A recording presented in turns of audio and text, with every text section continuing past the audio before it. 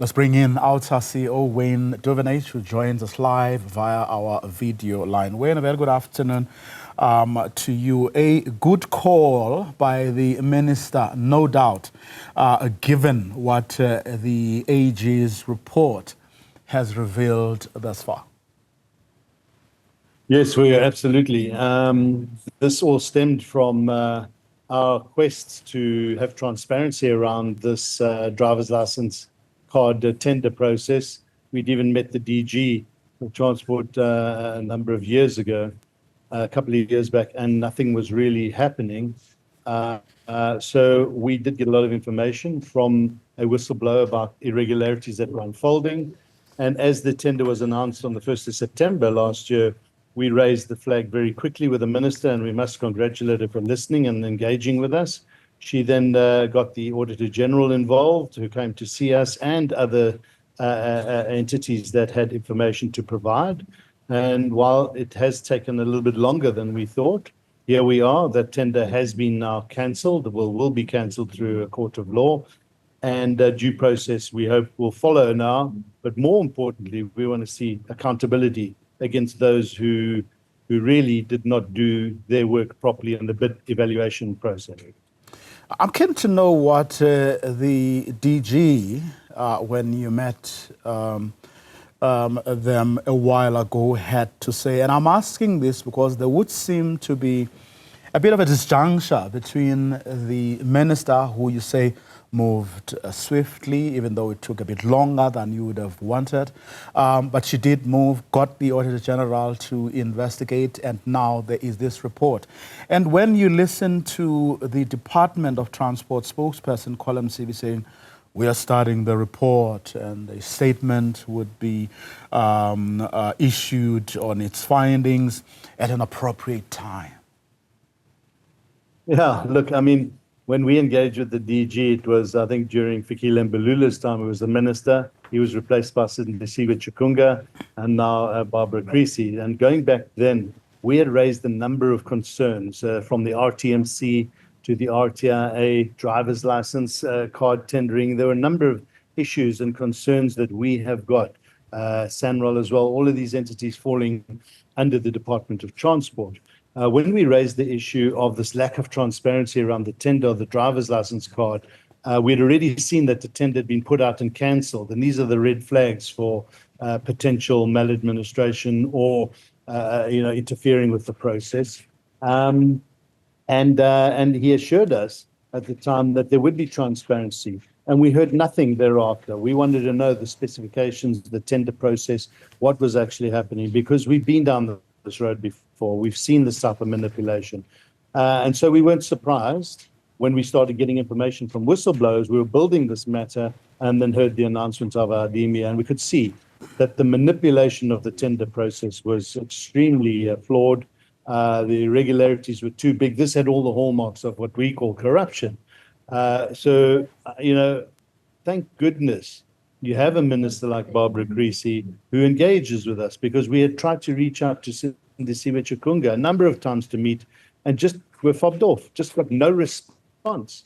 What we are seeing now under this new government of national unity, our doors are being opened to the corridors of power to listen to civil society. And I think this is a classic case of civil society working with whistleblowers and government to start undoing the corruption that has been taking place. So this is a good development. It had all the hallmarks of a corrupt tender, as you say, including the sort of typical things that happens with these types of tenders, where out of the blue, 468 million is budgeted, and then this balloons to 899 million, even before anything begins or gets done. Yeah. Absolutely. So you see the inflated prices. We saw two tenders by that company, one a bit lower, one higher. But what was more worrying for us is to see 25 companies attend the bid or the process, that expression of interest in the tender. Only 5 end up getting there because this tender was cancelled a number of times. and then for the DLCA to ask them to hold their tender prices for a year, which is highly unlikely, or it's highly irregular in this process. And then to see how the 4 other tenderers out of the 5 just get knocked out on administrative and technicalities, which we believe were really fictitious, not done properly, as has been highlighted now by the Auditor-General, to leave one company standing. And that's how you get these inflated costs all of a sudden. There were many more irregularities, I can tell you. This one was just so grossly flawed. But we see this modus operandi in so many areas in government when we work with whistleblowers. There's a lot of cleaning up to do. And this now flows right into the hands of the Minister of Finance, who's trying to increase taxes to the people. And we see all of this waste, all of these irregularities happening around us. We could save so much money if we just get governance right in this country. We wouldn't have to raise the taxes. I suppose, for all the good, logical reasons that make perfect sense, the delay, all of this means that there's going to be a delay in this driving license card printing machine. It also means that, of course, what people were hoping was actually, or is going to be a good move, which is that you're not reliant on one single print machine, which when it breaks down, then everything has to stop.